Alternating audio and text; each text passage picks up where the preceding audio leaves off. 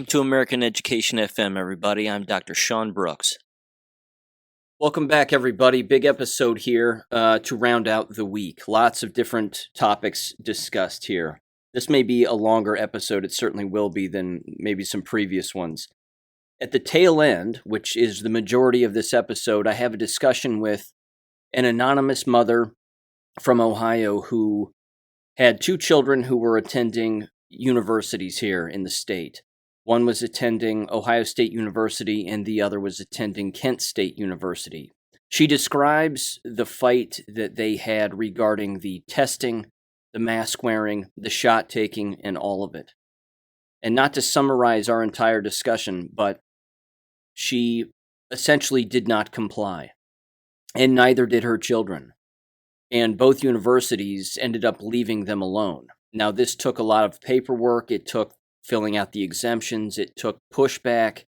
They even received pushback from the universities, but then they pushed back again. And ultimately, it was sheer noncompliance that ended up doing the trick, because they knew, by they, of course, I mean the universities, they know that what they're doing is illegal. They're completely aware, and they have been flooded with paperwork from countless people, countless lawyers, and they all know that all of this has been illegal, and they've all broken the law. And they have no idea what's coming here in the coming months. So that's the tail end of this episode, but there are a number of stories here that I wanted to briefly cover here first. This first comes from the state of Florida, and now the state of Florida is hiring veterans and their spouses without any teaching experience because they are experiencing job loss among educators at a rate that is astounding. So I'm going to play the entire audio here from the news outlet, but I want to just briefly read this right here at the beginning. And this comes from Fox2now.com, or News Nation. And it says, quote, with about 3 weeks left until students start the new school year, Florida is taking a new approach to address its current teacher shortage. It's turning to veterans and their spouses to head to the classroom and teach. The Florida Education Association reports that 9,000 vacancies, 4,300 teaching jobs, and 5,200 non-teaching essential jobs. At the same time, the state is trying to expand workforce opportunities for veterans and their spouses. This is all tied to $8.6 million the state announced that would be used to expand career and workforce training opportunities for military veterans and their spouses. So now they can teach uncertified for approximately 5 years. And it says active duty service members of the U.S. Armed Forces or Reserve Unit are eligible. The spouses of active duty service members of the U.S. Armed Forces or Reserve Unit are eligible. Veterans who were honorably discharged or retired from service as members of the U.S. Armed Forces or Reserve Units are eligible. The spouses of veterans who were honorably discharged or retired from service as members of the U.S. Armed Forces or Reserve Units are eligible. And the surviving spouses of veterans or service members who died while on active duty as members of the U.S. Armed Services or Reserve Units are eligible. This isn't going over well, in particular with the teachers' union head, one in particular, and you're going to hear her stupid mouth here in just a minute. Here's the thing, though. It's not a black or white issue, as you've heard me bring up in episodes before. Hiring veterans is not sustainable, to use their terminology. It won't last. The vast majority of veterans who enter these positions are either entering because they are either naive, desperate, or they are already radical, and they want to increase their radical influence with minors. The morally sound and value-driven veterans who want to become school teachers end up leaving within 2 to 3 years anyway.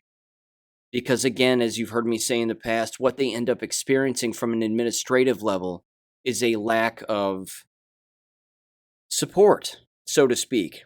And by support, I simply mean those administrators doing their jobs. so that it doesn't wash over inside of the classroom and become the teacher's problem, in particular when it comes to discipline. This won't work. But what you're hearing now and what you're going to hear from this female union rep is that she's just flat out insulting these military members by basically saying, hey, look, we care about students, we care about our job, and this devalues education. What she fails to understand is that she herself has already devalued it because, of course, they've all engaged in the most sanctioned example of child abuse known to man within the last 2.5 years. So here's that news report audio. It's about 4 minutes long, and I'll play it right now. Here we go. It's turning to veterans and their spouses to head the classroom and teach. The Florida Education Association reports more than 9,000 vacancies, 4,300 teaching jobs, and 5,200 non-teaching essential jobs. At the same time, the state is trying to expand workforce opportunities for veterans and their spouses, so they took those two issues and they put them together. Now new legislation allows them to teach without a college degree. To discuss that now, we're going to bring in Carmen Ward, She is the president of the Alachua County Education Association. Good morning. Sorry for messing up your name, but I got it right eventually. No worries, Mitch. Thank you. I'm glad to be here. So this is Governor DeSantis' plan. It allows vets and their spouses to work with a temporary teacher certificate for 5 years. So what are your thoughts on the state hiring veterans and their spouses without degrees to teach? I think this is a way to devalue the teaching profession. And I'm part of the Florida Education Association. I'm the president of the Alachua County Education Association. And we are always fighting to lift our profession up. We have a lot of veterans that work currently in our schools. However, they have 4-year degrees because it is an academic position. It requires that the person who is teaching the subject matter have academic experience with that subject matter. And not to mention that teachers have pedagogy. It is not just a science, but an art to be able to teach children to read. We do not believe that anyone, regardless of their education, can be a teacher in a classroom. Well, in this case, we're talking about a lack of education, but you are required to have 4 years military service, 60 plus college credits. The spouses are invited too. It just seems like they got two objectives here, which is to fill teaching vacancies and get jobs for veterans. So they're like, we'll kill two birds with one stone, but then you have kids in classrooms with people that have never taught their subject. And I don't know. I mean, I could see these folks being substitute teachers, but do you worry about the actual content of what will be taught by folks that aren't experts in their field? Absolutely. We do all need to be concerned with the watering down of our public education. Public education has been the gold standard for education in this country. Most of the students in the state of Florida are publicly educated. About 90% go to public schools. And so we think it's just essential that it be quality education. And that is why we've always had a higher standard than the private schools, than the charter schools. Public schools have the highest standards for educators. And our governor is, destroying that. Well, okay. Now, one more thing on the side of military members teaching here, they are often thrown into things that they may not have been fully trained for, and they are supposed to be adaptable. So might they be a pretty good solution here? Is it possible this could succeed despite your misgivings? Well, I would think that it would be a better idea if they would come in with at the baseline of being a paraprofessional or a substitute teacher, to give them a full classroom to experiment with, I think is short-sighted. So right. I think, we want to raise educated human beings in our country. And so we need to do the very best by them. And I don't think this is the best idea. Well, that is Carmen Ward. She is the president of the Alachua County Education Association. Thank you for joining us this morning. You are welcome. The gold standard, ladies and gentlemen, the gold standard of American education is and has always been public schooling. She's an idiot. There's no way around it. She's a big dumb idiot. She has to say these things not only because she's an idiot, but she has to say these things because she has to justify her participation in a collapsing line of work.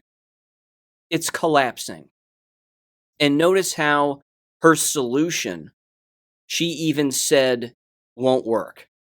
I mean, she may have gotten tongue-tied and she may have not meant to say what she said, but she said, I would prefer that they come in with substitute teaching or paraprofessional experience, but that won't work. Well, then what's your solution? Oh, that's right, you have none. You have none. You don't have a solution. You just bitch and moan like everybody else in the profession, and that's about it. The middle road answer to this is that it won't work, but it won't work for the reasons she's pointing out. It simply won't work for the reasons that I have pointed out here, which is that the problem is deeper. The problem is deeper than just filling a position. You can fill a position with a bag of sand if you want. Ultimately, you'll have very similar problems. People will say the bag of sand isn't teaching me. I'm talking to the bag of sand. It's not talking back. I'm basically in this classroom alone. I'm not getting any assistance from this bag of sand. What's going on? But when you have, again, military individuals who may have high expectations, those high expectations are not going to be met because this environment is a degenerate one. There's another element, the workplace bullying element. I guarantee that veterans who take on these positions who are uncertified, spouses or veterans themselves, who have never maybe taught in a K-12 public school, even if they have, it won't matter. The workplace bullying that they're going to experience at the hands of people who hold a 4-year degree or a master's degree is going to be exponential. It will be a level of workplace bullying that perhaps they themselves, even having been in the military, have never experienced. Because workplace bullying in the K-12 industry is next level. It's Mario Brothers level 9. And that doesn't even exist in Mario Brothers. It is arguably one of the worst environments for childhood behavior among adults. Backstabbing, rumor spreading, etc., etc. They're going to enter these environments looking for help as novices, so to speak, and they're not going to find it by and large. There will be some people there who will help. No doubt about it. It's just math. There will be people there who will be willing to help these veterans, but they're going to get a massive dose of reality when it comes to what really goes on within K-12 schools, and it's going to take a toll on them, and it won't last. So again, these are Band-Aids on a gushing artery, and you can throw $8-point-some-odd million at this problem, but you're still just buying Band-Aids. You're not fixing the root of the issue. And no, based on this union individual, who again is a total dope, they are not concerned with teaching the content and the content being accurate within American K-12 schools. If that were the case, then you wouldn't need this particular method that's being used now to patch over all of your problems. See, what the reporter could have asked her was, what's your solution to this then? He didn't say that really. She said, well, we prefer this and this, but that won't even work. Well, then what is your actual solution? And like I said earlier, she has none. So you can expect this to happen in multiple states. You can expect this to continue to be a big, big problem. It's going to be a large waste of money.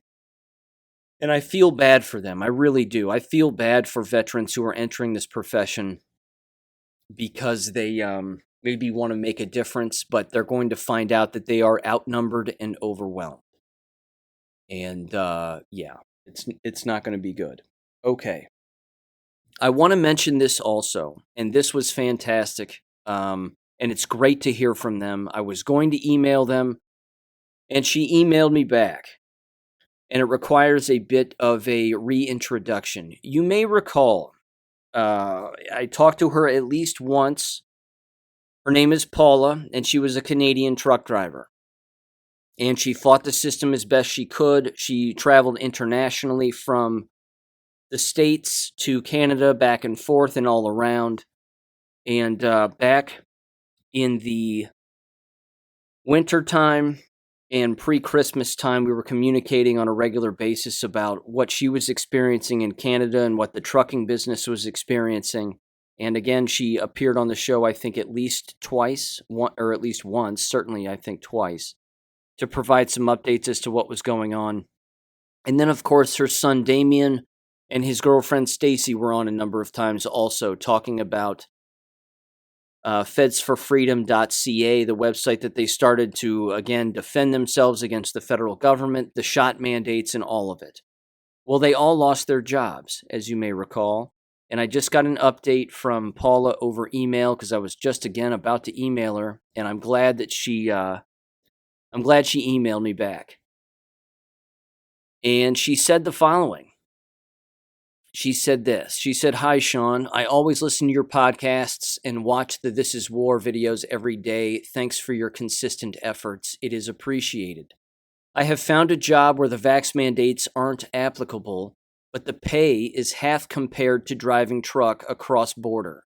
I remain unvaxxed and unmasked." Exclamation point. I love it.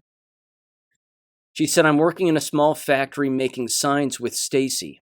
You asked in your podcast for updates from Canada, so I thought I would send you a note. The stupid, quote unquote, we are observing at this place is unbelievable. The VAIDS is rearing its ugly head in this place as well. In the last week and a half, 11 people were off sick, leaving only 7 staff members working. All of the sick employees are injected, and the purebloods are still working and healthy. I was told to put a mask on due to COVID running rampant. I politely declined and said, no thanks, I still have an immune system intact, I'm good, unquote. The boss stared at me like a deer in headlights, but backed off. The sick staff must have 2 negative tests to return to work and then wear a mask for 5 days. I'm watching this stupidity and the people complying as well. It is so frustrating. Stacy and I continue to speak up and try to shake up the mass formation psychosis on a daily basis. We refuse to be silent. Today, the 2 men in charge of this place were standing in my room at work, fully masked, 3 times jabbed, and sweating profusely. The one boss stated he was having trouble breathing today, laughing my ass off. I calmly stated I am not struggling to breathe at all. Stacy is temporarily back working for the federal government as the mandate has been suspended for now. We are anticipating more abuse this autumn from Castro Jr., though. I hope all is well in your world, considering the insanity at this time. Blessing to you and your family, Paula. Paula, I cannot tell you how great it is to hear from you. Thank you for the email. Like I said, I was going to email you. Even my aunt was asking, "How's Paula and Damien and Stacy? You know, you got to email them and find out." And I said, "I'm going to." And then you immediately emailed me, so the timing was perfect. Definitely keep us updated as to what's going on. We're thinking about you. Our prayers are with you, without a doubt. Thanks for continuing to wake people up. And believe me, we fully know what's going on. As far as the mass psychosis is concerned, we're still seeing it here. In fact, it leads me to this next subject, which of course has to do with the return to school policies that are now rolling out among American schools. They are jabbing children like nobody's business now. Schools again are throwing as many vaccines as they can at children, and it's not going to end well. Now, apparently, in the local school district where I live, allegedly they are forcing the meningitis shot on people. And from what I've read about it, it's completely useless. In fact, the meningitis, the most, 70% of all meningitis cases occur before the age of 5. And it contains strain B, and there's at least 5 strains of meningitis. The vaccine does not have strain B in it, which means the vaccine is useless, 100% useless. It's poison. It includes all of the things that are in flu shots, the carcinogens, the aluminum, the formaldehyde, the poison, everything that does not belong in their bodies. And depending on the school district, of course, they are multi-injecting students almost every other grade level. So there's another school district that I'm very familiar with where they want 7th graders and then high school students, just 2 years or 2 or 3 years after that, to receive, tetanus, diphtheria, and something else. It's DTaP, if I'm not mistaken, or Tdap, whatever the hell. So it's 3 separate shots, including a meningitis shot. Ladies and gentlemen, if we have 50% of these individuals who are minors, who already have these COVID poison bioweapons running through them, what are these other shots going to do with them on top of that? They're not going to survive. American K-12 schools are in the kill business now. I cannot emphasize this enough. The only thing I'm not doing right now is screaming at the top of my lungs. That's the only thing I'm not doing. I'm trying to keep this as calm as I can from a tone perspective. But these environments are killing children and are going to kill them. You have got to homeschool your children now. If you know people who are still sending them to these environments, tell them about Abeka.com, which apparently Abeka's running commercials now on television, which is great. It's great. Get on Abeka's YouTube channel and check out their commercials. I put a couple of them up on my Gab page. One of them is a family that just travels. They go boating, they go sailing, they just travel, and their kids are in Abeka. And I made the comment, I basically just said, I think I said something like, quick, call the authorities on these parents for being badasses. Because it's incredible. No government overreach. No shot taking, no poisoning, no bullying, no harassment, no physical violence, nothing. I've put these up in my store too. I got a whole line of t-shirts, sweatshirts, mugs, you name it, saying it's okay to homeschool. It's okay to homeschool. People have got to do this. Think of the mental and emotional toll that it's going to take on minors when they see their peers dropping dead in the middle of math class. This will happen. These videos, again, will start to be produced at a rate that we cannot keep track of. It's inevitable. I can feel it in my bones. This is going to be just an awful, awful thing. It's exhausting. It's absolutely exhausting. Okay. Because again, even Donald Trump said at this Turning Point USA thing, which I'm not a Turning Point USA fan by any stretch. I don't like these organizations. I don't like them. But Donald Trump got right to the point.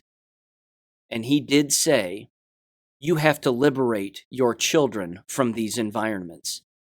He did not say at that last speech that he gave at Turning Point USA that you should work to change the system. That's not what he suggested. He point blank said, you need to, quote unquote, liberate your children from these schools. That means, ladies and gentlemen, remove them. As you've heard me say, the shit's going to hit the fan here, and you don't want your kids around these environments when it does, because it will be too late by then. Okay. Here's the last thing. Jesse James sent me this, and this is beyond odd, but it should tell you how the grifting works. Oh, speaking of grifting, before I get to this article, guess who's going to be writing a book in prison? as they are allegedly already serving their 60-day prison sentence or jail sentence. If you said Simone Gold, you would be correct. There was a brief little 4-minute interview I saw where a girl, younger gal, gave a interview to Simone Gold in the atrium of some building. And Simone said, yep, in a couple of days, I mean, she was all peppy and smiles. In a couple of days, I'm going to jail. And I'm going to eat less, and I'm going to sleep more, and I'm going to be able to read and write my new book. That's what she said. Grifting right to the end. So there's that. Just wanted to throw that out there. Okay. This comes from mlive.com, Michigan. And it's titled Oxford High School Grad Vigil Singer Competing on America's Got Talent. She was inside Oxford High School when 4 of her fellow students were shot and killed last year, of course, by Ethan Crumbley. Ethan Crumbley. My apologies. She then helped her community heal by singing at the Candlelight Vigil. Now, this recent graduate is auditioning in front of a national TV audience on America's Got Talent. No way I get her name. Ava Swazowski, if I'm saying that right, or Ava Swiss, as she goes by, airs tonight on NBC reality, blah, blah, blah. That was the other day on the 26th. I gotta tell you,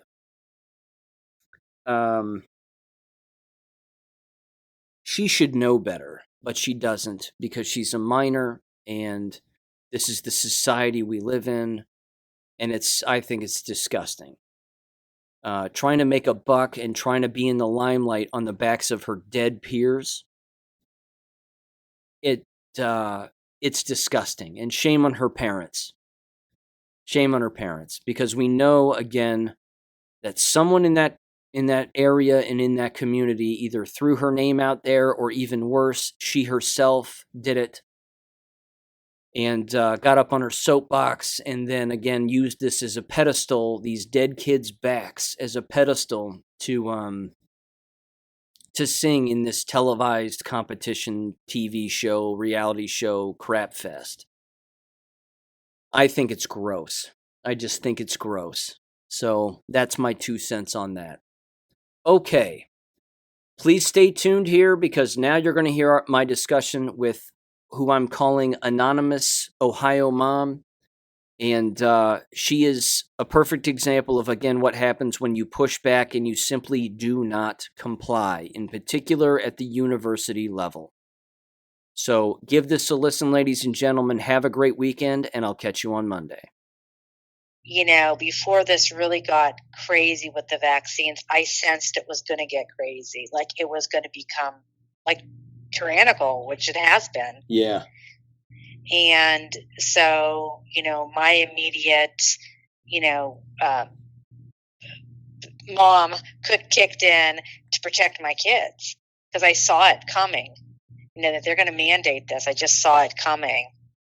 So initially what I did was just send letters basically informing the presidents of various universities, my children's and some friends of mine, their children's, that they had no legal authority to do it because it was under EUA, citing the FDA. Oh, I don't remember it now.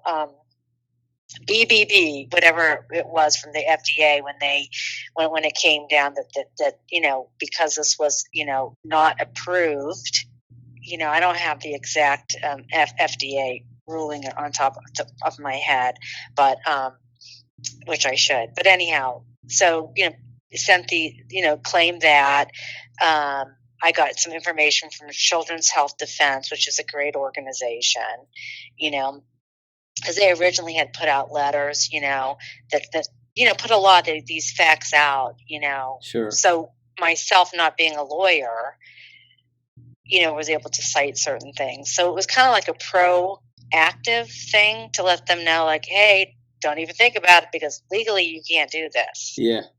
Well, let me ask you about Ohio State because I talked about them a lot, at least a year ago, because for the first time ever, they had decided, of course, that they were going to mandate the shots. And then they said, I believe by November, if you weren't quote unquote vaccinated, then you had to have both shots basically within a month. That you had to have your first shot by a certain date in October, and then you had to have your second shot by a certain date in November. And I thought to myself, again, they've really jumped the shark on this, because, again, not only do they have no idea what they're doing, but all of that, well, you have to wait a certain amount of months before you take your next shot is out of the window. So they got one of those letters, but they were chomping at the bit, just waiting for the quote-unquote approval. So the day after Joe Biden announced that it was approved, Comirnaty, or however the heck you say it. Right. I've heard it pronounced so many different ways. That then the next day, Ohio said, and I believe it was August 28th, I believe that was the date, said, we're requiring it. So they were just waiting.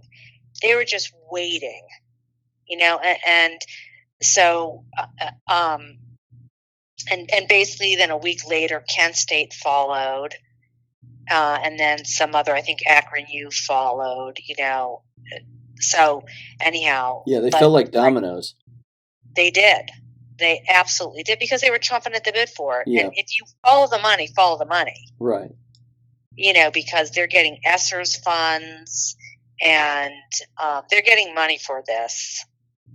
And the claim, unfortunately, disgraceful, that Joe Biden made wasn't true, because there's still questions about that. But at the time, even if Comirnaty was approved, there was none of it was for sale in the United States of America. Yeah, I heard that Comirnaty doesn't even exist. I heard that too recently. Yeah. I heard that too recently. But at the time, even when he said that, no one did their due diligence to double check. It wasn't available. And then they said, it was the same as Pfizer. Well, no. If you look at the papers for the FDA, it was legally distinct.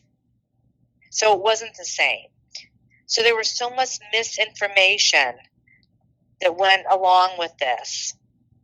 And unless you were a very concerned student or parent, really thinking critically and not being led by fear, number one, 2, intimidation, then you just kind of went along,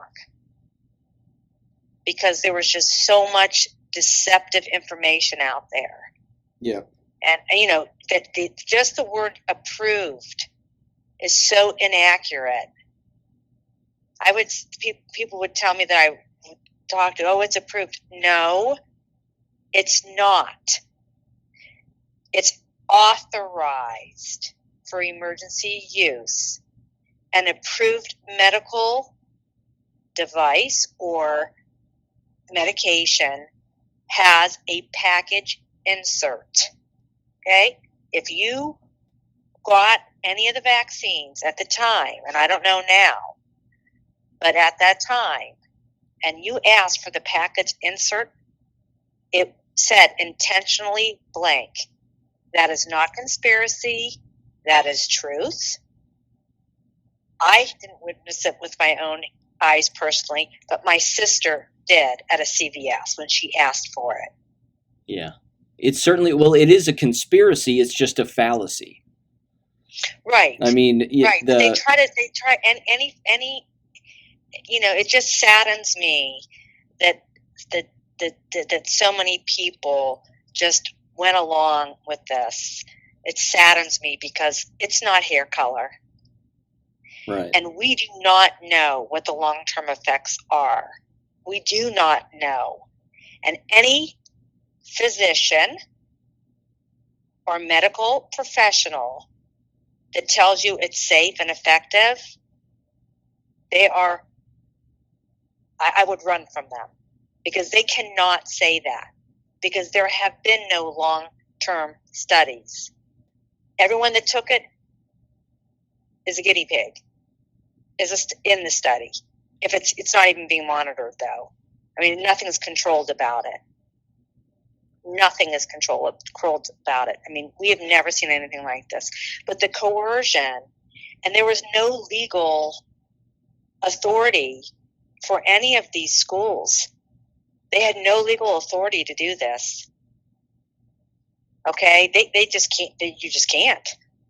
Because it is against, first of all, it is an experiment, the Nuremberg Code, but also, it's not approved. If people have objections, you can't. There is nothing on the schedule for vaccines for college, even the MMR.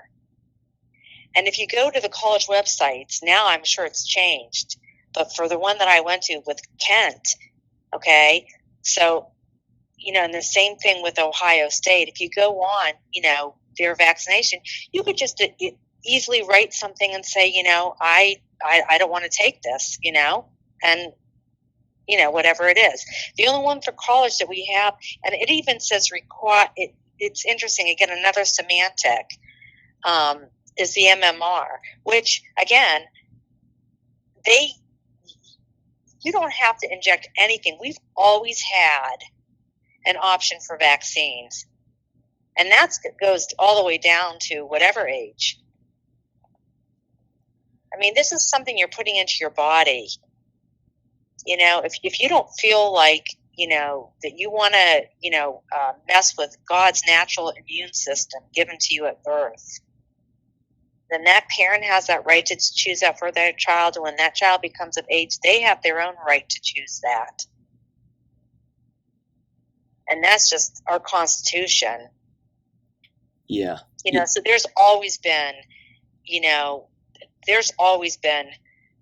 that escape clause, if you will, and accepted because we have a Constitution.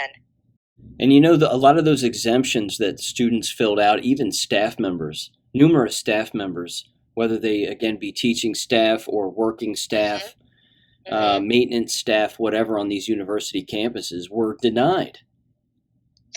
Which they have no, and the few brave lawyers that took this on at the time, okay, at the time, not now, but at the time, were successful.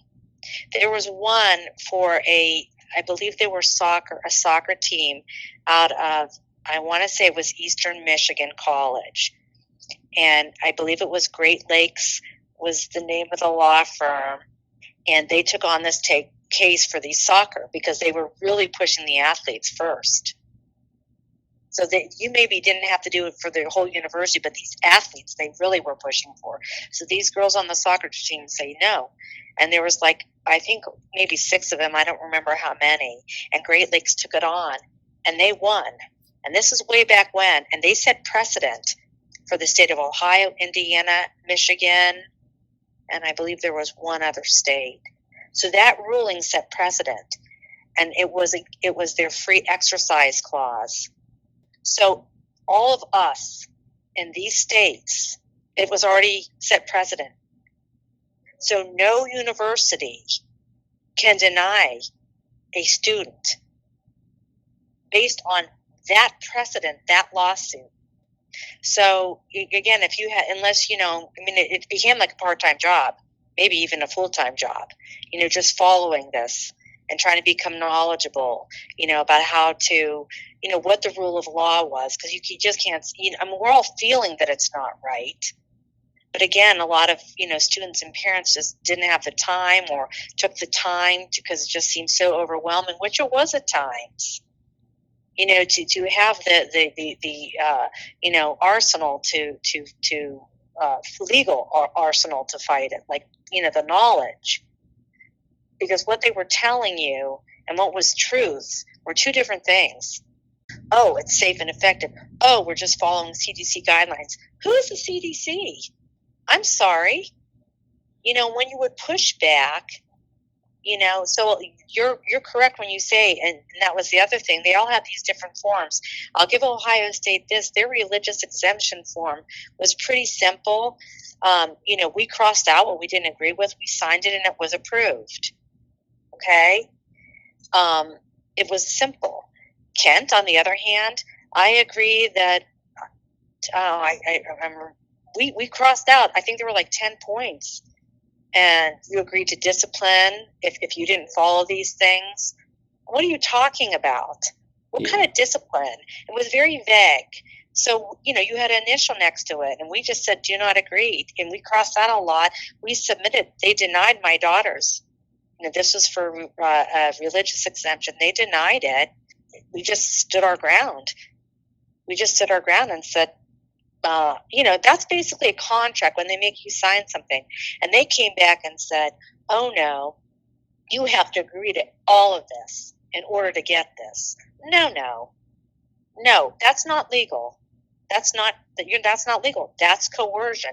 That's the definition of coercion. You want me to sign this under duress.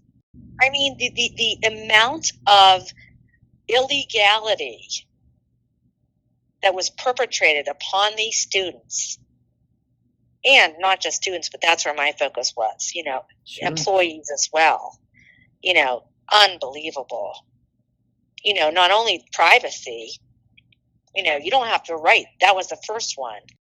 And then I got an email, my student, but I think I did too. Well, if you submitted that, somehow you agreed to them contact tracking you. Interesting. But we didn't do it. We never did it because everybody has to think. Everyone really, really needs to begin to think, and do not let fear. I mean, come on. Right now, if people don't see the lies that have been perpetrated upon them, I have no idea how to help them. First, we were told it was 95% effective. Now we're up to 4. Now they want one every 6 months. If people did their own research too, on the CDC website, this age group, which I also, sent on this information to these colleges, had more of a chance of dying in a car accident or from a drug overdose than from COVID. But they didn't make them not drive anymore now, did they? Or get in a car. I mean, it's madness what has occurred in our country, around the world. It's madness. See, this is an act of what I've said in previous episodes, is the sheer definition of a cult. 100%. Well, how do you control people? In the advertising industry, right? You got pleasure and fear. Well, fear is the greatest motivator of all, over pleasure. So they just put so much fear in people. Lockdown, masks, which again are proven to not work. You just have to go buy a mask and look at the label on the masks that you buy at the store. And they'll say it won't protect you from viruses. It says it right there. Everybody, that's research. Just look. Right. Okay? So, I mean, it says it on the box. I mean, people just need to just shut off the TV, shut off the news, and try to really find sources that you can trust. And that is not easy. But, I mean, really just start to critically think yourselves, if it doesn't feel right, if this doesn't feel right, like now this vaccinating 6 months and older, this is just criminal. Please, parents, please wake up. If I had to do it all over again, I wouldn't have one vaccine for my child. Not one. Because since 1986, and I don't remember what act it was, but something was passed. These vaccines aren't even tested anymore. They have no liability, these pharmaceuticals, since 1986. So if you as a company are producing a product and you have absolutely no liability, no risk of liability, that you have to, if you're sued, oh well, your problem, not mine. You think that company's going to do all that expensive testing to make sure that product is okay? No, it costs a lot of money to do testing to make sure everything's okay. And at what point is a disease, virus eradicated? So we keep giving these vaccines. Who's testing that, okay, as a society, we've overcome this, right? Whatever happened to herd immunity? This is the only one. Why did they change the definition of a vaccine? These are simple questions that people should have and should be asking themselves, because there's probably round 2 coming. So people, forget the masks. They don't work. Who this really affected was more elderly or people that were compromised. Then, and most of the elderly aren't working. Why did we shut things down? It's just like people were so driven, and it's such a shame.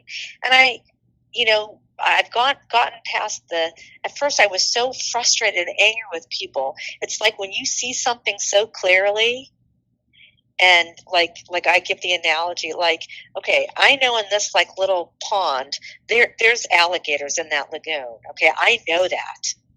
I know it. And I'm trying to tell people, you don't want to go in there. There's alligators. There's alligators. And you could die from those alligators. You don't want to go in there. But then you keep watching them one by one jumping in. You're like, oh, it's so frustrating. But now, I've come to a less frustrating point. I just feel it's very sad. And then I feel like, any doctor, like I said, any doctor or medical professional that tells you this is safe, or you should get it, I would ask them, why should I get it? Can you tell me what's in it? Can you please show me the long-term studies of its safety? I mean, especially when you're going to vaccinate a 6-month-old. Please ask these questions. I've said it on my show. I think these professions are finished. Yes, but here we are. Yes, I would agree with you. I mean, but what happens when somebody gets sick? It's just a very scary thought. Like if you come down with something, or that you can't trust, your doctor. I mean, we're in a sad state, right? Yeah. Yeah. And I do believe that's because so many of them bought into it. And I think part of it is, even if they didn't buy into it fully, they had fear for their own profession because they don't want to be labeled an anti-vaxxer, because what shame they gave people. Anti-vaxxer, conspiracy. They shame people. I mean, the whole idea of like intellectual debate, please, academia, stop it. No, there was no intellectual debate. They've never been interested in debate. They don't want debate because they don't want to even have the chance at being wrong. And, right. And that's why they have to double down on their lie here, because they've been wrong this entire time, and they will never ever admit it. They will quit. They will change professions. They'll let the whole building and empire collapse before they admit any wrongdoing. Because the moment that they do, that's when the lawsuits happen, and then they'll be finished anyway. Right. Well, the lawsuits are proceeding, and there are some victories, but you certainly don't hear about them. Yeah. You don't hear about them. Beyond the letter, let me ask you this: beyond the letters that you sent the colleges where the universities where your children attend, what's been the response, and what do you know now about what they're requiring and not requiring? Okay, well, so the Ohio State, he had 1 year left, so he's graduated. Amen. So that one, I don't know what they're doing right now. However, I do. So we went beyond the letters. So then they made this announcement. Well, so we were kind of trying to be proactive. Again, me seeing this coming down the pike in my sense. So, we had submitted. We went to their websites for any vaccine exemptions, and we submitted a religious exemption prior to it being enacted. Okay. And it was interesting because we hadn't heard anything from Ohio State. It actually was approved. Was it approved? I don't want to tell you something that's not true. I believe it was. I'm not sure. I don't know. I don't know that for a fact. I'd have to go back.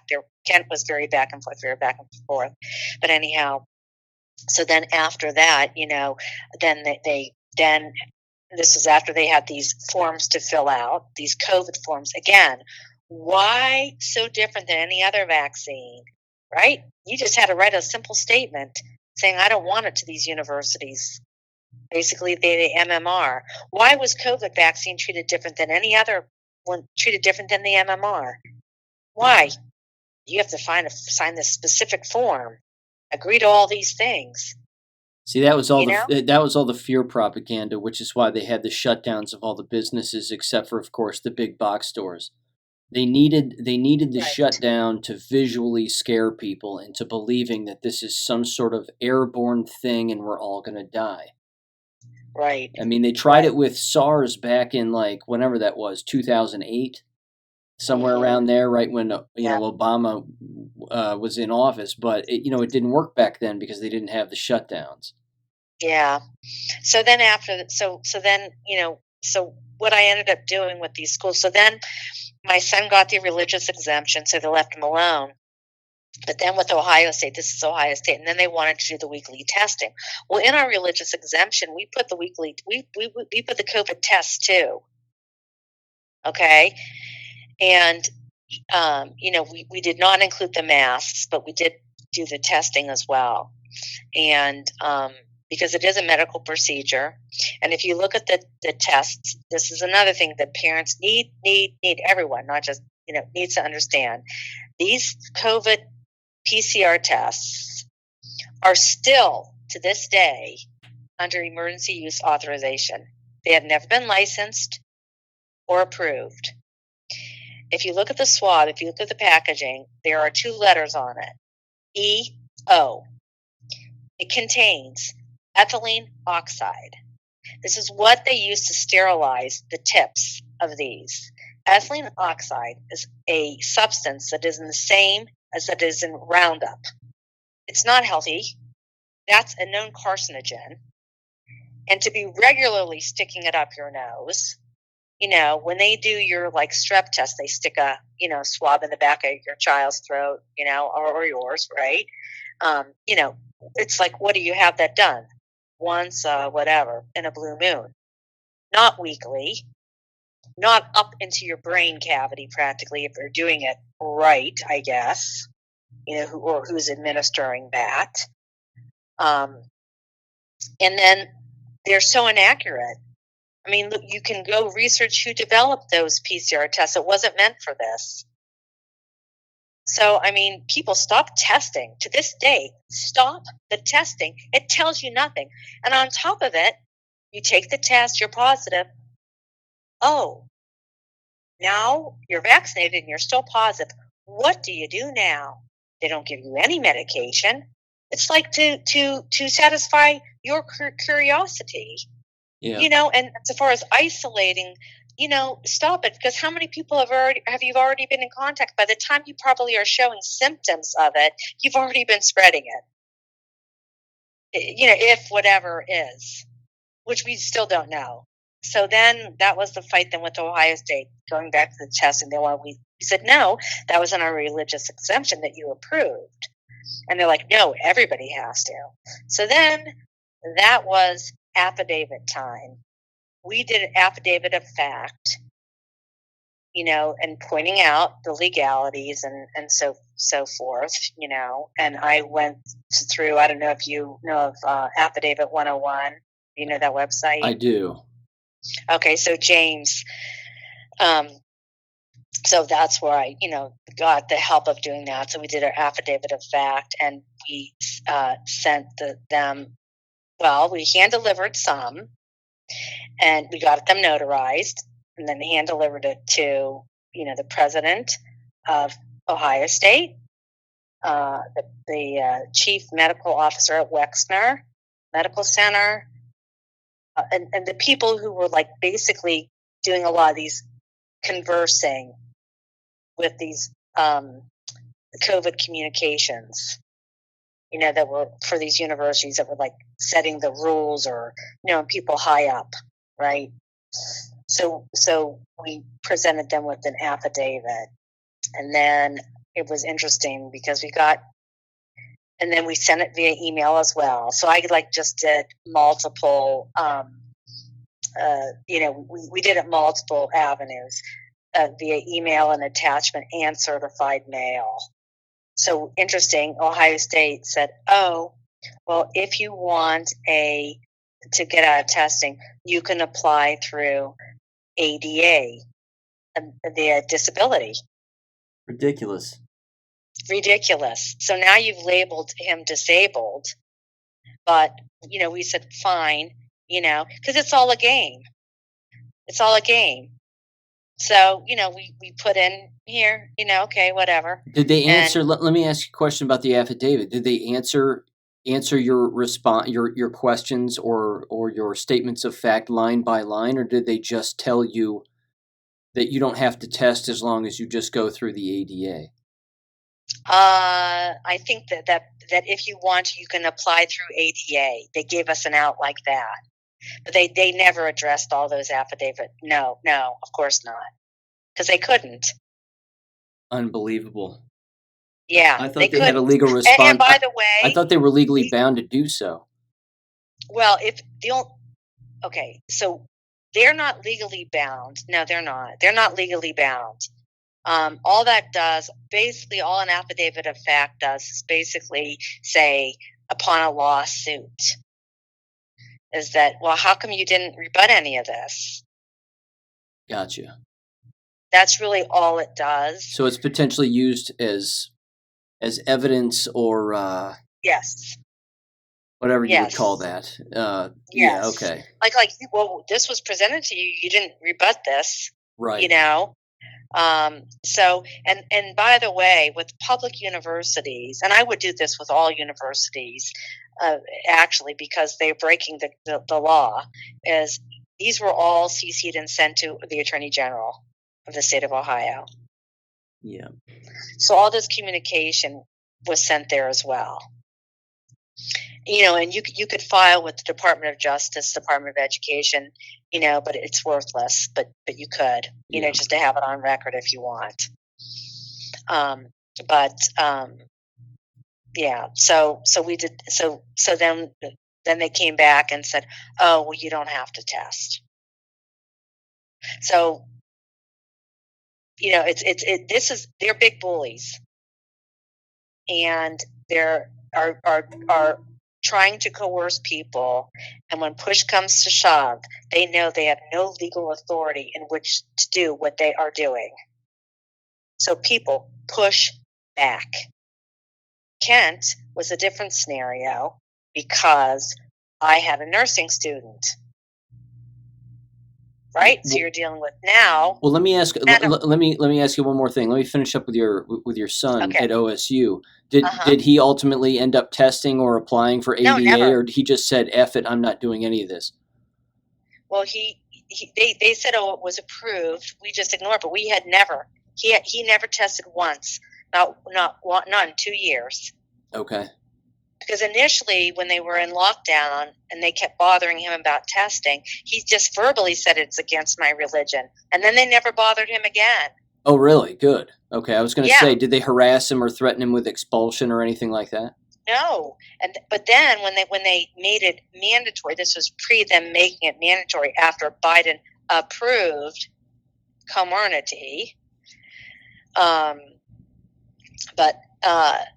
Then, it was, then they were trying to, come back with their weekly testing. But, again, we just said, no, you approved our religious exemption. It was in that, and then they gave us that because they had to give themselves an out to save face. Right. Right. That's what the ADA thing was about, in my opinion. That was to save face. And also, so if he was going to talk maybe to other students, well, you have to go through this, which is BS. You don't.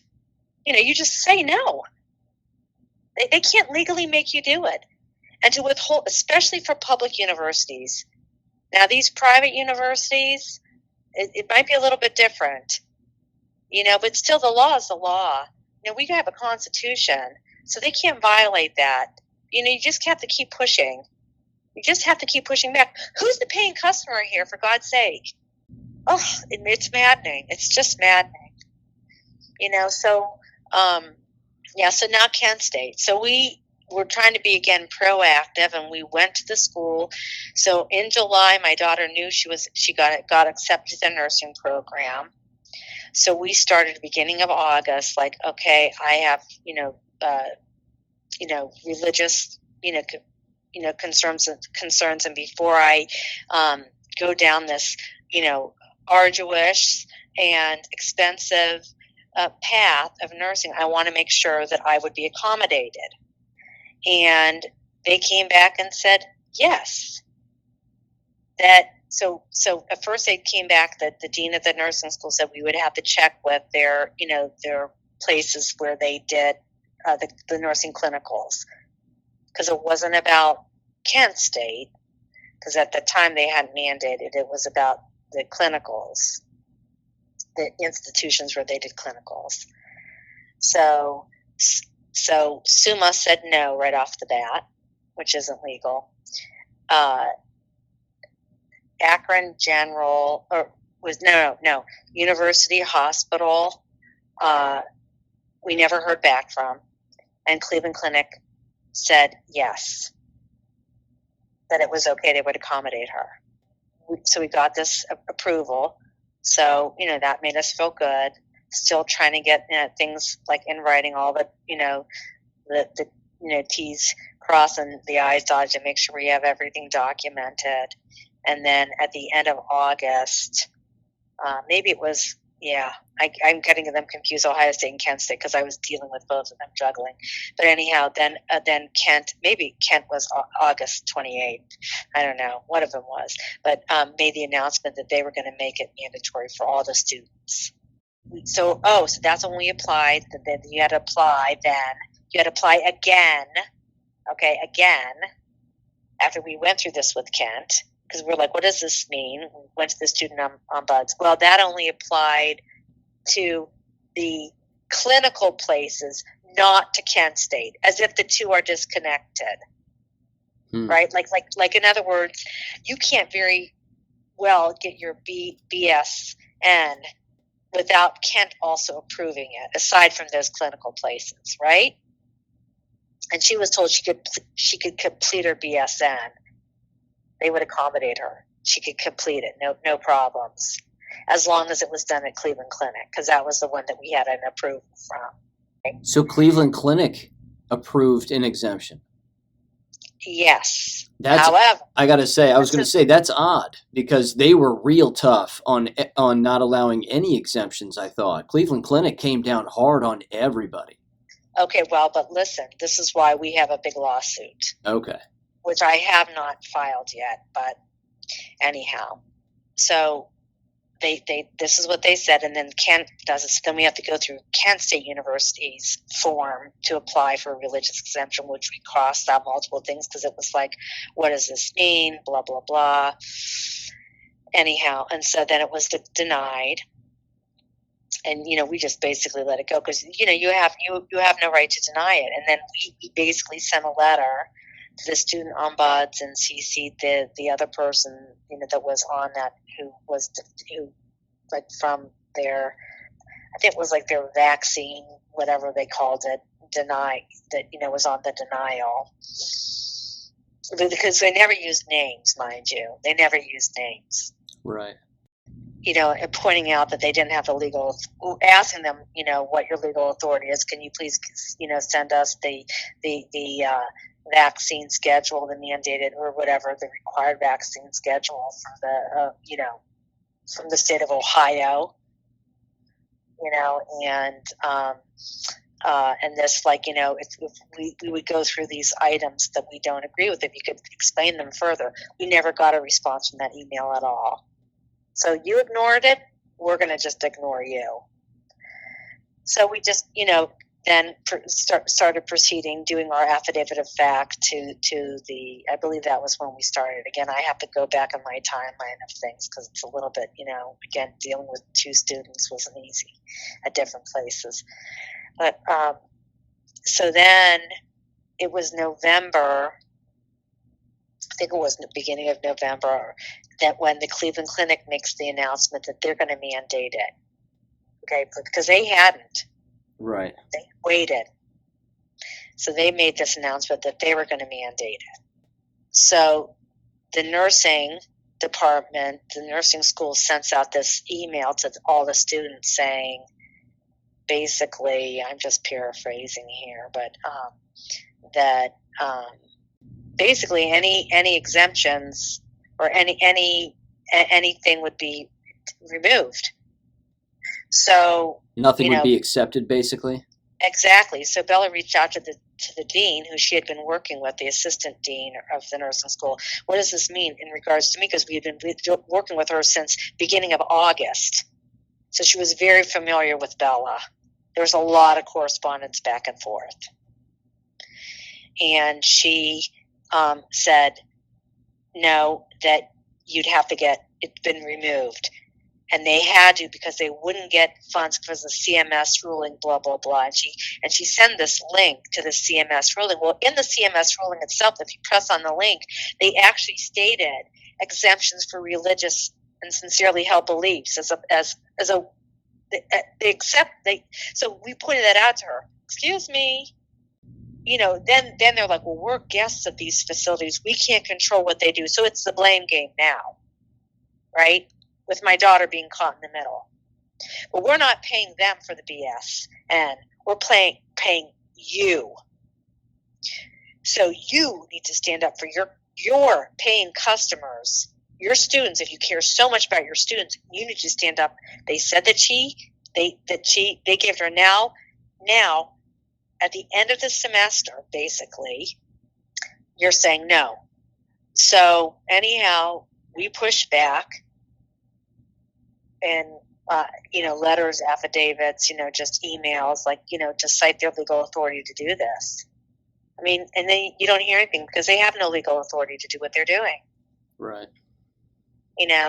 Just because the hospitals wouldn't get funds based on the CMS. Well, no, even in the CMS ruling, there are exemptions for that. If the link that they provided, it was such a joke. It's like, read it. So what the Cleveland Clinic is telling you, if that's what they're saying, oh, no one, nobody. That's not true. It's not even in the CMS ruling. And also, for any kind of religious exemption, you do not have to prove. You could say, I believe in Mother Earth and everything natural, and I won't put that, in me. So you don't have to prove what your belief is. You don't have to prove, and you don't have to be. So these letters that some of them were requiring from pastors and priests and whatever, that's BS. You don't have to do that by law.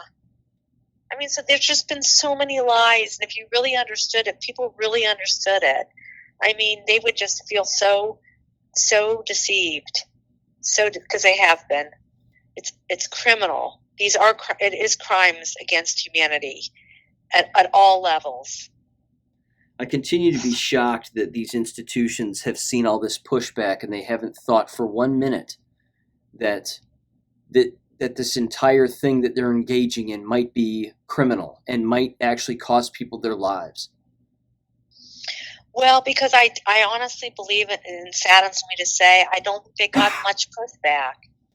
They didn't get as much as they should have, and lawyers were nowhere to be found. Yeah. That's why people like James the Patriot, Affidavits 101, and other people, like him, trying to educate people on how to defend themselves, by using the rule of law, were invaluable. Because, I personally reached out to 5 different attorneys to try to take this. And either they didn't want to take it or they were inundated. And really the students are the ones that really fell in the crack because, I reached out to Liberty Counsel. And I don't know if you're familiar with them. But they do a lot of, religious they're like a nonprofit law firm, if you will, that fights for religious freedoms of people. And so, but they were so inundated by, people's livelihood, grown people. So like a college, so they were so inundated with these people losing their jobs, right? That they don't have time to deal with students, right? Because students, it's not their livelihood. So they were just so inundated, and even I reached out to actually Great Lakes, who took the soccer team. They took those on, and they couldn't take it. And I'm I feel like that those, then they were inundated. These few good lawyers that were willing to take on the system then became inundated, and then they had to pick like their priority of cases. Like it might be, a father of 5 that's going to lose his job over this, or a single mom who has to feed her children. You know what I'm saying? Yeah. So those are the cases that they're going to have to focus on and take on, not a student. So in the end, so then, and I believe it was in large part, I don't know because I don't know behind the scenes, but we really pushed back with Kent and to the Cleveland Clinic. Again, cite your legal authority to do this, citing the CMS ruling where it does give exceptions for accommodation. And, one is medical and one is religious or sincerely held beliefs. It's there in the CMS ruling itself. So SUMA and Akron General and all of them, by law, if we were a nation of laws, had to provide an accommodation for these people that felt that had those two, exceptions, right? So by pushback then, that already during like November, okay, this is November when Cleveland Clinic made the announcement, then the nursing school announces this. They're already starting like 2 weeks after the announcement to do their scheduling for the spring semester. That's clinicals. For my daughter, that's clinicals. Unless you're a fresh, no, it would be clinicals because your first semester, once you're accepted, she's a sophomore, so she went through the basics of the freshman year, and then you have to get accepted into the nursing program, and then the first semester is like your basics, like chemistry and biology. I don't even remember all those. Maybe anatomy. I don't know. Your basics, and then the spring semester you start your clinicals, combined with in class. That's the nursing program, and so now you got to do clinicals. Well, so here's my daughter up in the air. We need an answer. So 2 weeks before, so then Christmas break comes. 2 weeks before the semester is supposed to start, emails come out from University Hospital and the Cleveland Clinic allowing for religious and medical exemptions. 2 weeks before the spring semester is supposed to start. Amazing. So schedules have been already done. So you want to talk about coercion. So, my daughter was so disgusted at this point, she switched majors. Good for her. And, I'm very proud of her. I'm very proud of her because that was a very hard decision. It brings tears to my eyes that we live in a country where she couldn't pursue her dream. Well, she wanted to stay alive, and that's far more important. That's right. Well, she wants to have children one day. That too. Yep. This is going to crash down on all of these people. I'm telling you what, yes, it will. They have no idea what they've done. No, and it's going to hit them. Myocarditis. Yep, all of it. Myocarditis, and that's not something that's curable, everyone. No, it's not. All you have to do is look at the news. Oh, this person young dying, this person young dying, this person young. What's happening with these athletes? It's real. This is real. Wake up. And it may be painful for you to wake up, But you need to wake up because round 2 is coming. What do you know, speaking of round 2, what do you know off the top of your head right now, or from anyone you've heard about the jab requirements at Kent State or Ohio State University? I haven't gotten on their website in a long time, so I'm not entirely sure yet. Well, so this is interesting. So we pushed back, and in the meantime, then, so we kept pushing back. We sent affidavits. Okay, so we did the whole recommended steps from James: affidavit of fact, affidavit of status, and criminal complaints. And all of this was done and went also to the Attorney General of the state of Ohio. This went for Kent because we had to go that far because it was ridiculous. So, we sent these all to the not only the president of the university, but the board of trustees. And I forgot that the board of trustees gets these things too, because they're liable, because they take an oath to uphold the Constitution. And Ohio's Constitution also protects your religious right. And everybody has their different way, but I just studied this, and James was one of the ones that was really helpful to me along the way. I also followed, and I have different feelings on her, but Peggy Hall. So she gave a lot of great, tutorials on things, and she still has a lot of YouTube videos up. I do think that she's started to take advantage of the situation for financial gain a bit. Not that people should work for free because it's time consuming. At the same time, I think it's called The Healthy American. Okay. So, but she's not a lawyer. She was an educator, but hers were very good, informative. I just think she got caught up a little bit maybe in some money making. This is what I think, but but I would still think that there's just a lot of good YouTube videos she has that inform and help people, fight. And she specifically dealt with some college people. There's also she is a rock star. This woman is a rock star. Nicole Pearson. Faith, Truth, Laws, and Justice is her law firm in California. So she's in the belly of the beast, which is California. So she has won against Newsom for them, for the students in California. So if you go to her website, FL, Facts, Law, Truth, and Justice. That's what that stands for. And Nicole Pearson is her name. And if you go there, she has resources on that website. This is a ethical lawyer. This is this is what a lawyer should be. And so she has templates on there, resources, cease and desist letters. She lays it out there. She's really trying to help people. So, this is what this was. 21, I should know this by heart, that I was told the FDA. It was 21 USC 360 BBB-3, Emergency Use Authorization Act. That's what that's called. So the masks, the tests, and the shots were all under this. And so, again, now debating about the Comirnaty, what's approved and what really isn't approved. Where's Comirnaty? Right. Right? So, but still, the masks and the testing are still under this. They're under that act.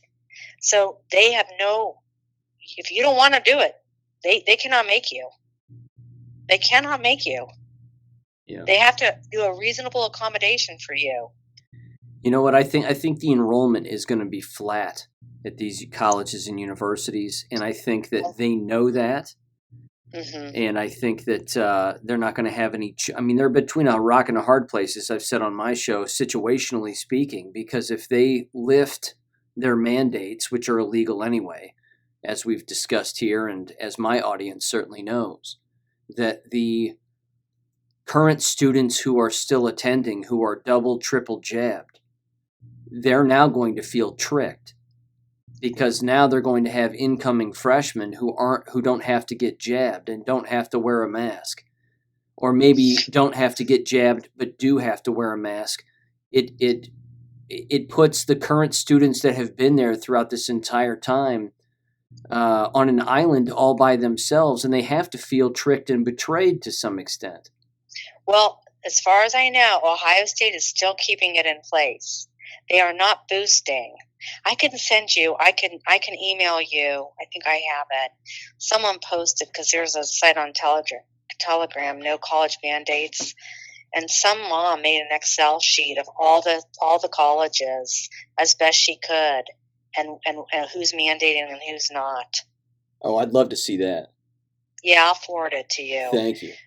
And I had a guest on my show from Louisiana, and they said that LSU, to attend LSU, at least their graduate school, you have to be boosted. Well, there's some, Boston University is requiring boosted, and then at what point do you stop? How many boosts? How many dead? Right. They're killing off all their students. Well, right. Well, so let me get back to Kent really quick, because this is interesting. So then my daughter has to register, and they're threatening, you can't register. No one who has if someone hasn't done this, they can't register. Meanwhile, my daughter has never tested, never vaxxed. We just push back and keep pushing back using, these criminal complaints. We filed it all, So anyhow, and I got the whole packet of all of it: affidavit of fact, affidavit of status, criminal complaints, all of that. This, and I spent several $100s on this, getting it. But that whole thing went to the attorney generals of the state of Ohio, because if there's a lawsuit, they are going to be the ones defending that public university. Yeah. So anyhow, so then so. February, my elderly mother has a very bad episode, and so we don't even know if she's going to live. So I'm very distracted. And anyhow, then registration comes around. It's March, and my daughter's like, "Mom, I have to register next week." What? And you're feeling like, okay, I'm exhausted, emotionally with everything that's going on, and I'm like, okay. I can't, I fought all I can. I haven't had time to file a lawsuit myself. And, I'm not educated enough. I am doing this course, How to Win, by Dr. Grades. But, it's not easy. That's not easy. None of that is easy. You go to law school for a reason, right? I mean, because, it's particular. You don't want to do something that's, going to be thrown out. And that's why I really am trying to, and he's been another one who's been, good, albeit a little bit, I'm going to say late in the game, is Warner Mendenhall, in Akron, a lawyer. He's taking on OU. Who else is he taking on? I thought he was taking on Bowling Green. And so I think the OU one, I don't know, but I'm following him. So basically there's that template that he has, because basically all these universities did the same thing. So you can use his lawsuit as a template, which is kind of what I was planning on doing. And then just, because you have to do things precisely right in a court of law, because you don't want to throw it out. But anyhow, I digress. I'm sorry. So at this point, I had been doing something. I got very involved with trying to get HB 248 passed. Do you know what that was in the state of Ohio? Yes. That was the vaccine freedom kind of thing. Yes. Yeah. Anti-discrimination. Right. And yes. And so I was getting signatures to try to get on the ballot, which unfortunately our attorney general turned down 3 times. But I have something for your show to get the word out. But anyhow, so our representatives just wouldn't put it to a vote. They would never put it to a vote, which is a sin. So anyhow, we then couldn't get on the ballot. But when I was trying to get signatures, I went to the Summit County GOP. They were having to try to get some signatures for people, from people about this, HB 248. And so I met someone actually there from the Attorney General's office. So this probably shouldn't be public information, but so this is, anyhow. So I just ended up calling the Attorney General's office when my daughter comes to me about this, and like, Mom, I have to register, and they're not going to let me register, blah, blah, blah. So I ended up calling the Attorney General's office and saying, listen, unless you people want to be sued, because you have all that on file, they are violating this law, and this law. And if we go to court, you will lose. So you need to tell Kent State University to back off, to stand down, because what they are doing is illegal. And so a week later, 2 weeks maybe, I don't remember, but my daughter gets a letter saying, oh, you don't agree with it. You don't, we remove the hold. Feel free to register. I'm paraphrasing. Wow. Okay. It just disappears like that. And then 5 days after she got her email, all the students got that email. We're no longer requiring it. There you go. So this is what, again, don't know if that phone call did it. I'm sure it was a combination of things, of people, but it does matter to push back, everybody. It does count. You have one body. And again, what happened to my body, my choice? Please stop it. Everybody wake up, and you can't go back. You can't take this out of you, but don't ever let it happen again. Stop it. Don't be feared into these things. Do your research, especially when it has something to do with your body. It's not removable. It's so maddening, but it's like, you do still see it around. I mean, you still see it, as my son's applying for jobs now, you see it. In fact, he did get a job offer, and, they required it for the company, and it was quite a good job offer. And, it was from the state of Florida, and he just said, I'm not going to do this. Is this okay? And they said, okay. And they took him anyway. Yeah, if he wanted it, but he ended up not taking the job. But yeah, they would have, yes. They would have accommodated him. Amazing. Now, again, they're in Florida, so maybe, because DeSantis, that could be why, because the company on the whole is extremely, any company that's requiring this at this point in time, you really have to wonder about that company. And I'll tell you what, they're hurting for employees. I read these posts, these anonymous posts all the time on these chat boards, and it's endless people saying, I got back from vacation into my company, hundreds of employees, and at least a third to half of them are out sick, and at least 90 to 100, almost 100% of them are all jabbed. And their HR departments are panicking, and they're doing whatever they can to try to find replacement employees, and they're still not making the connection that it's the shots that are doing it.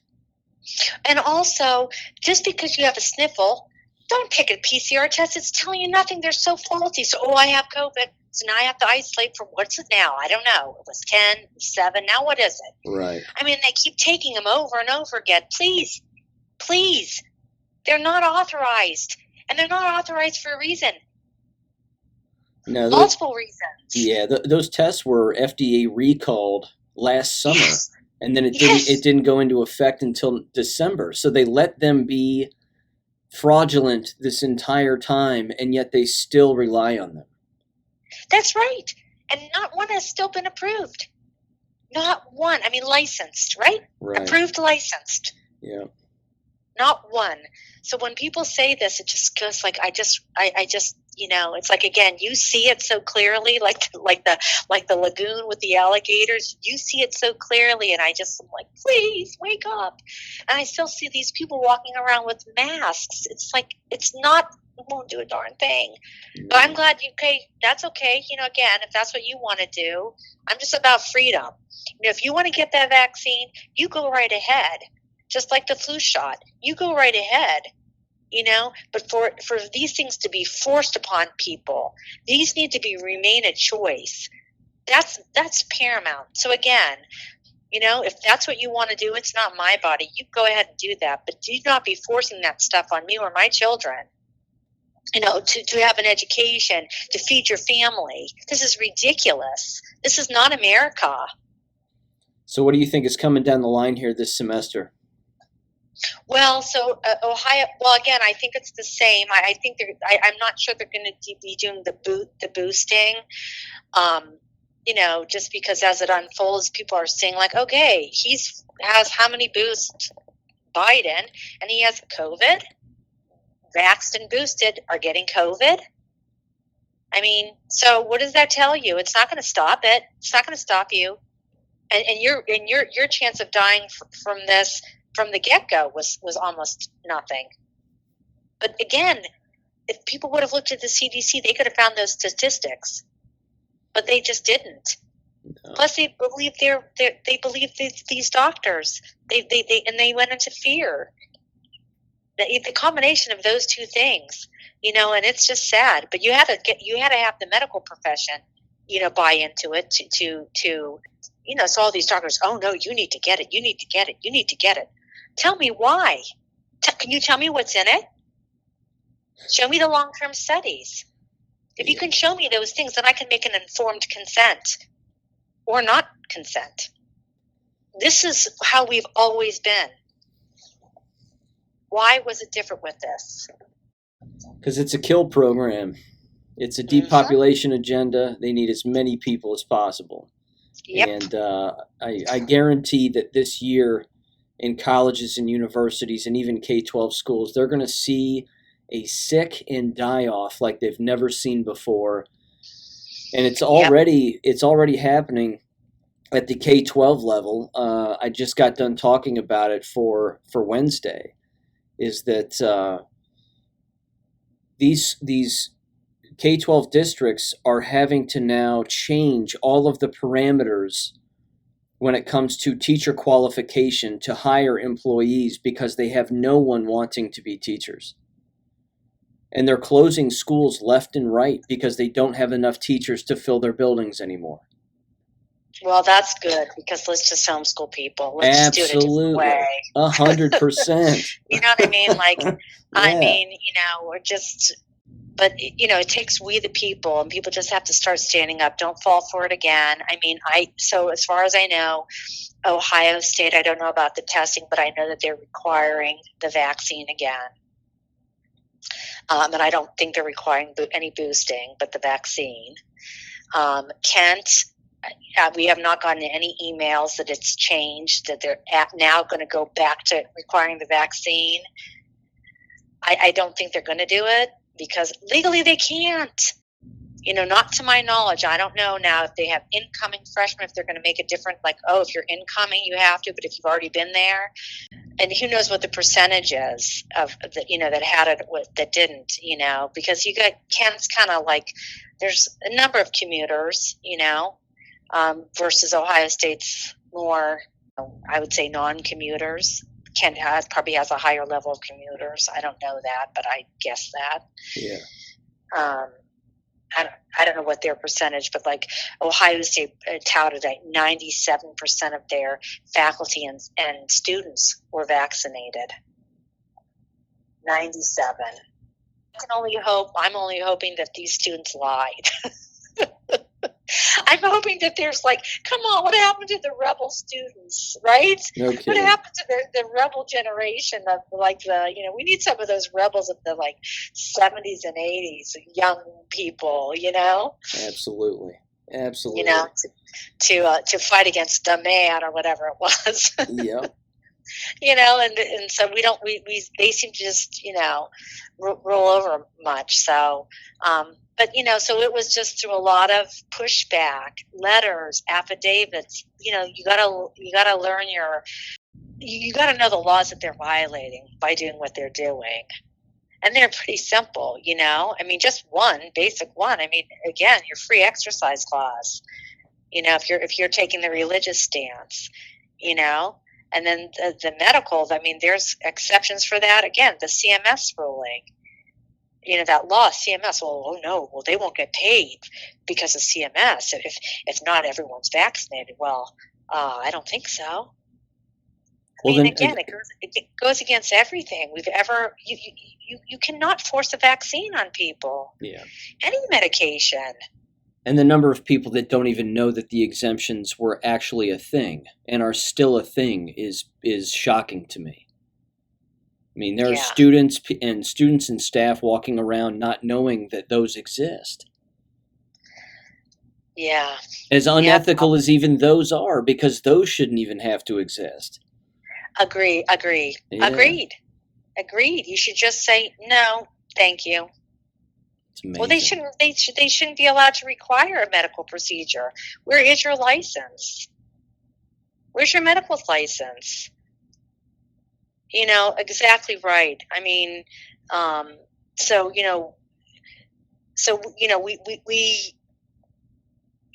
I agree with you 100%. None of that it should have just been like, no thanks. It shouldn't have been mandated. But, it was. So then, you could say, okay, my medical privacy, right? My medical privacy. So, we didn't, my son initially, because before Ohio State required it, they asked these kids to upload their vaccine card. And how many just did it? But also they kept pushing and pushing and pushing. Well, it makes you wonder too how many of them, if any, were prosecuted for uploading fraudulent vaccine cards. All of it is against the law, but it's forcing. It would, as you just mentioned, it would force even some of the most ethical people to upload fraudulent documents, and then you have you're running the risk of being tried for fraud and being charged with fraud. Yeah, but I think that they wouldn't do that because the pushback of what they did was. That's true. Right? They might just say, "Hey, look, go get the shots." I think it's again. I'm just praying that there's a percentage of people that did that. Actually, yeah. I'm hoping because, it took a lot of time to do what we did. It was a lot of time, and of course, my children are still children. They're, you know what I'm saying? Sure. My son is 22, but do they know how to do this? They're going to school. It took a lot of my time. On top of I have my own business. So, that gave me a little bit more freedom of my time in a sense. But it was very consuming. Very consuming. Well, you saved their lives. Well, I'm just, you just have to push back. You just have to stand for truth. And look and look at the other end of the spectrum. You saved their lives through being curious, being skeptical, and knowing that this was wrong. And yet, on the other end of that spectrum, you have parents that have killed their children. Yeah. They told them, you need to get this because this is important and this will keep you safe. And now those children are dead. And if they aren't yet, they're probably going to be. Well, look at that. I wouldn't want to be that parent. Look at that young girl, Maddie. Yeah, exactly. Oh my gosh. Every time I see that mother, I feel like, oh my gosh, the trial. Right. She served her own daughter up for the trial. Yes. And the daughter didn't even say no because the daughter trusted the mother. Yes. So how she has to. I just can't even imagine. I don't wish that on anyone. But again, I tried to inform people in my circle that I cared about. Mothers who were friends of my children, to say, discern this. I sent them very early on, a 21 white page from frontline doctors, and discussing all about this and about the vaccine, about the risk of the development of placenta, which of course had to go with the fertility and all of that. Yeah. So, I because don't take my word for it, so I tried to send them, articles, but then when you hear, and then a lot of people, they just, I'm going to be honest with you, most of them caved. Yes, they did. And it makes me very sad, because I pray that nothing happens to their children, because even more so, because I tried to give them information, and I can't imagine, oh gosh, I don't even want to think about that. Let me ask you that real quick, if you don't mind. And again, you don't have to answer, and that's fine. But do you know anyone personally who has been, or have you heard of people who have been injured and or dead as a result of these shots? Because again, I've had guests on who have told some horrific stories. Personally, no, I do not. I do not personally. I know of some, like one of my daughter's friends. She woke up this one day and like half of her face was numb, but it just went away then. I mean, I pray to God I'm wrong, right? But you're already seeing this. You're seeing it. You're seeing these young athletes die. You're seeing the myocarditis. I mean, these are things that are coming up. Go to theirs. Again, you don't have to take my word for it. And this was early on. And this is what Dr. Peter McCullough was trying to say. They had 25 people in the trial. 25 people died. Never in the history of medical science approval for pharmaceuticals would that ever, they would stop it immediately. That's what he was saying. Yeah. Why are they not stopping it?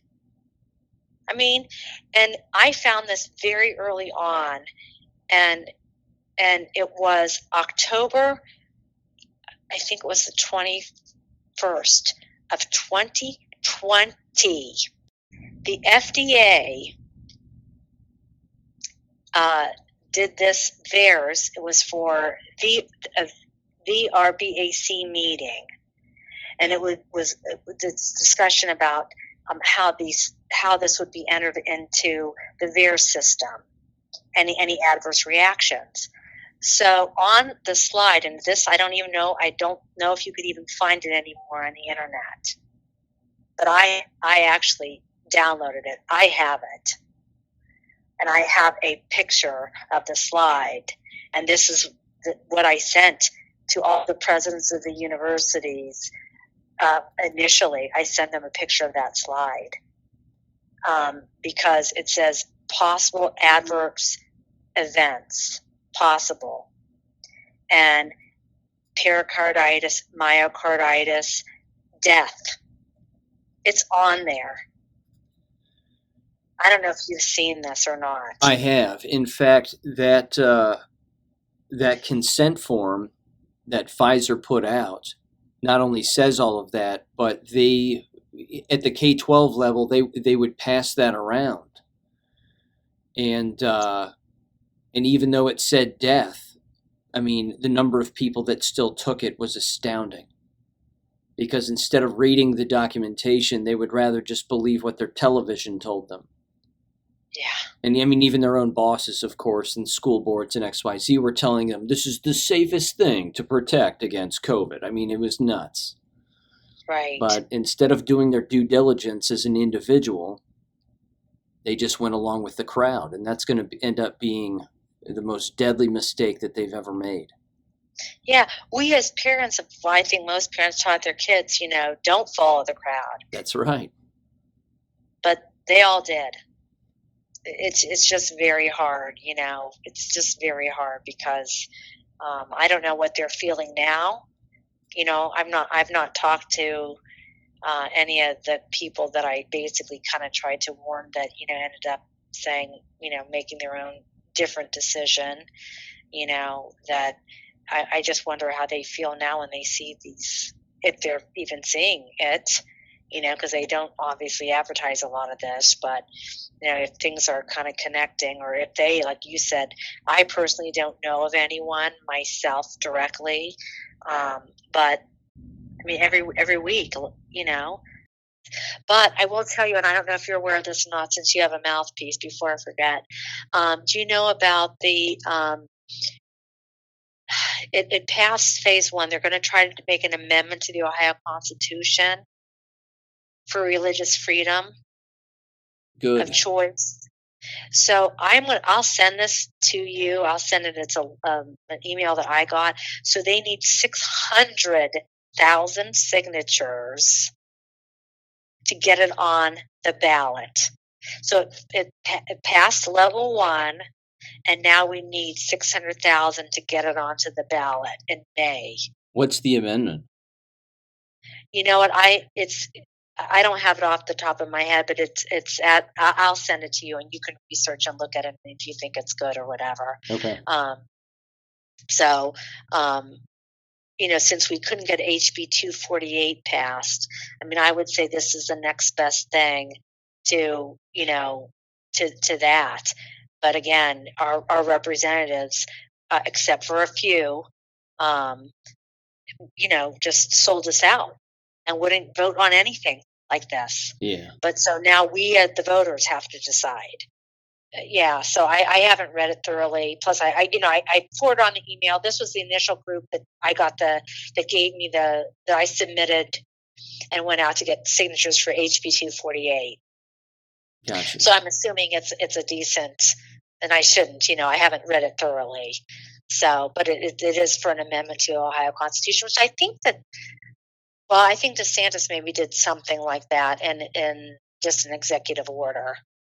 Yeah, like you have a right to refuse. You got a right to refuse, basically. Yeah. So we just want to put this in the Constitution of Ohio, and so then we'd be covered. You use whatever you can to, try to awaken people, because this is all we can do. And people, please take action. Please resist, because it is a game of chicken. Like with Kent, I mean, really, 2 weeks up until they're sending you can't register, and you just gotta keep pushing back, and by any means, and because what they're doing isn't legal. So where do you go? You have to go to your attorney general. But if you had this paper trail, like I did, right? Everything was all mapped out. This is what we've been through. I mean, we had emails that in this whole packet of the affidavit of fact, their emails saying, yeah, you could go to any Cleveland Clinic facility, and then no, it being taken away. I mean, it was all, and any lawyer looking at that would have to look at their client and say, you know what, you're wrong. Just settle, forget it, walk away, forget it. So, these are the kind of things that we have to be doing. And it has to be done, and that's the only way to stop it. Thank you for listening to American Education FM. Make sure and check out AmericanEducationFM.com for more information. Take care and God bless.